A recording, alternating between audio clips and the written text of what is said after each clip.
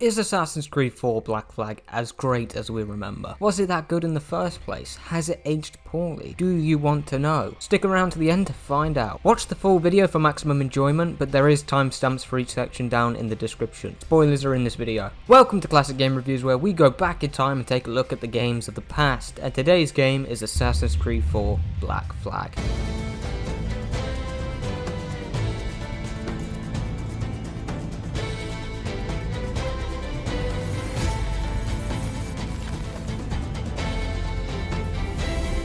Assassin's Creed 4 Black Flag released 7 years ago, back in October of 2013 in America, and didn't release in Europe until the end of November 2013. Assassin's Creed Black Flag garnered praise from almost all critics at the time, and it's easy to see why. It was loved by critics and fans alike, but there was one issue many fans of the franchise struggled to look past. This wasn't an Assassin's Creed game, this was a pirate simulator.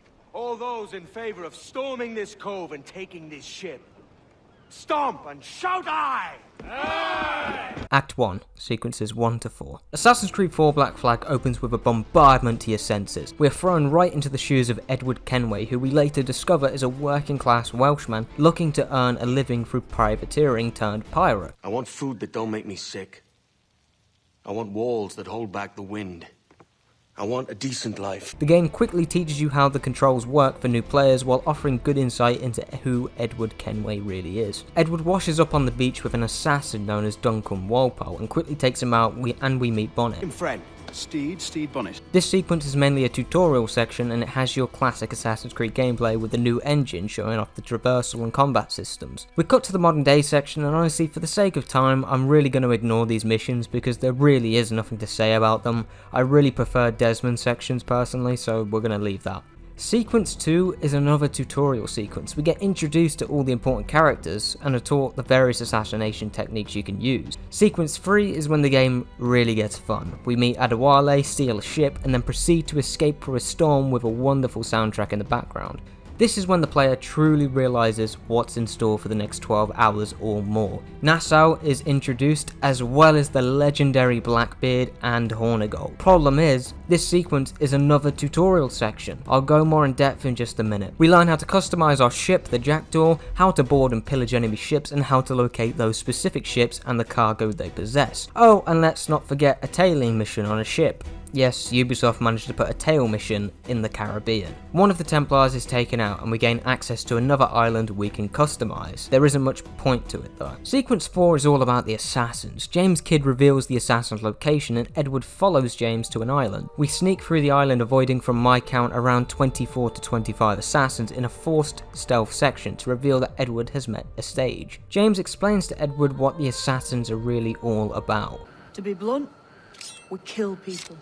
So Act 1 is fun only when Black Flag wants it to be. 3 out of the 4 sequences are mainly just tutorial missions with some narrative moments spliced in, and I'm usually okay with that. The problem is we're about 40% through the game, and we're still having tutorial missions thrown at us. We haven't even finished the tutorial sections and we're nearly halfway through.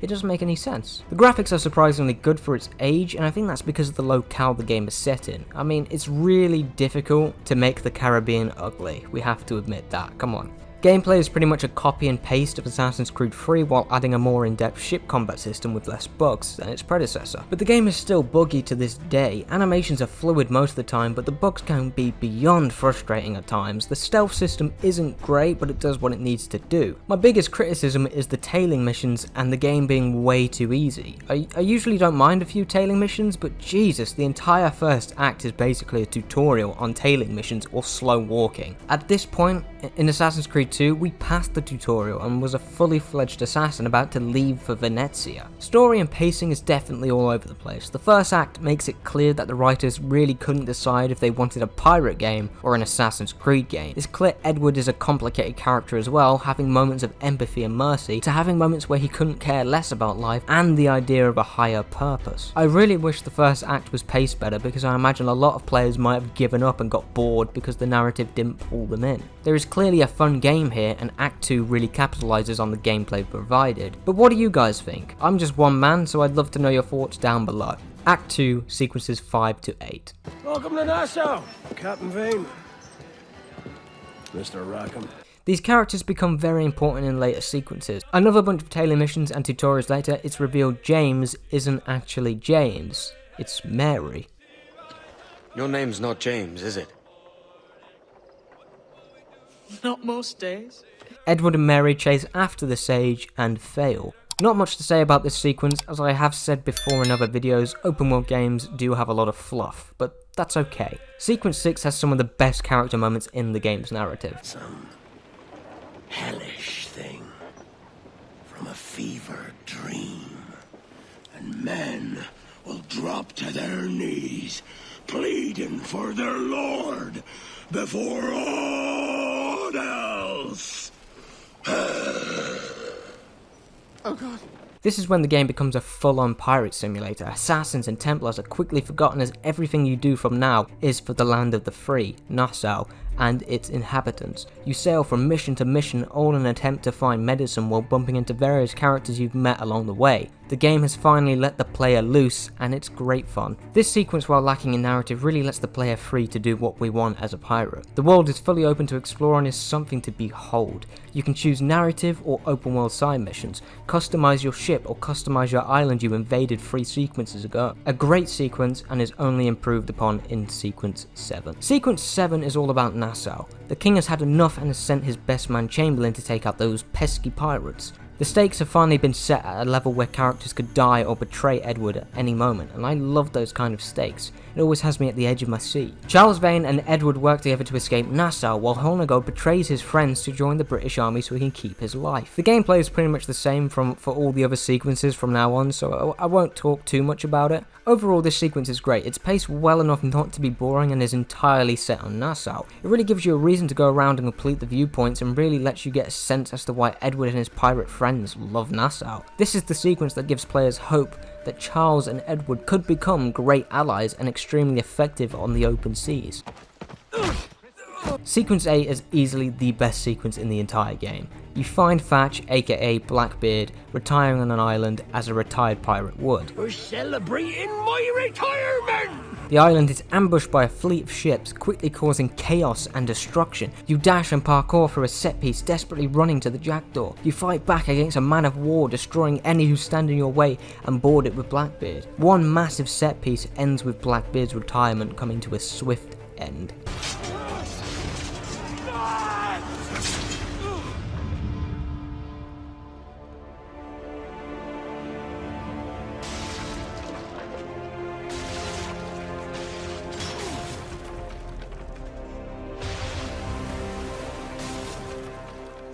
This moment is fantastic. The sudden reality of what Edward is facing shows on his face. One of his closest friends beheaded by a no one, by a nobody. A life extinguished in a matter of seconds. A strong man with ambition spent a lifetime of violence and chaos to earn enough money to live free is cut down mere weeks after he retires.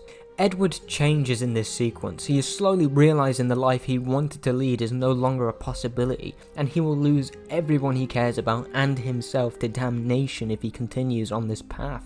Edward and Vane are then betrayed and are left on an island where Vane goes insane and Edward has to kill him. While not as impactful as Thatcher's death, it's still brilliantly done and a twist I didn't see coming. Act 2 is much better than Act 1. It's paced better and has some great narrative moments and is held up by its extremely strong ending with the death of Blackbeard. While I think Assassin's Creed Black Flag lacks in gameplay variety, it certainly adds some spice to the narrative when needed. As I am a fanboy of the Ezio trilogy, I could be quite biased, so it will be interesting hearing your thoughts down below. Act 3, sequences 9 to 12. Sequence 9 starts to bring the story to a close. We go back to focusing on finding the sage and Edward's elusive fortune. Edward finds the sage and bumps into his old pirate allies. They have become Templars, and the game finally brings Assassins and Templars back into the story. Edward then joins the sage because he finds him, and they become great friends. Sequence 10, you go on a mini journey with the sage and traverse islands and ruins of the observatory with some combat sprinkled in. This is classic Assassin's Creed gameplay. Traversing ruins sends flashbacks straight to the Altair tombs of Assassin's Creed 2 and the amazing set-piece areas of Revelations. You eventually take Hornigold's life as Edward desperately tries to dehumanize the man he called friend so he can move on from his death. The sage betrays Edward and you end up in a prison. It's a pretty good sequence, but it is average at best in my opinion. Hornigold's death could have been done better, and the ideology fight they have could have also been more expanded upon, basically. Sequence 11, the story of the pirate Edward Kenway comes to a tragic end. Mary, formerly known as James, dies in Edward's arms and is the conclusion for Edward's days of piracy. He leaves to drink himself to death only to have a vision of what his life was before and the events that happened before while Edward crawls to the sage. Edward is finally done, he wants to serve a higher purpose and must prove himself to the assassins. This is a wonderful sequence told with precision and perfect pacing. It has some of the best narrative moments of the story and is my favourite chapter as it has the most character development for all the characters in the game.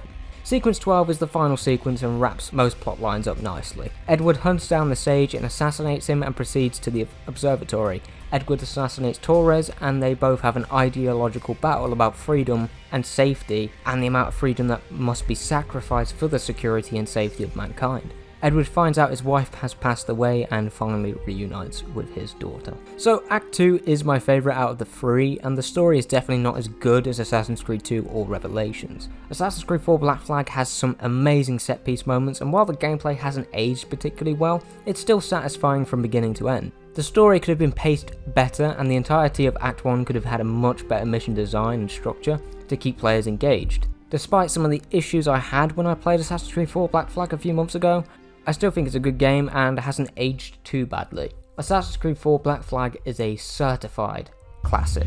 Thank you for watching.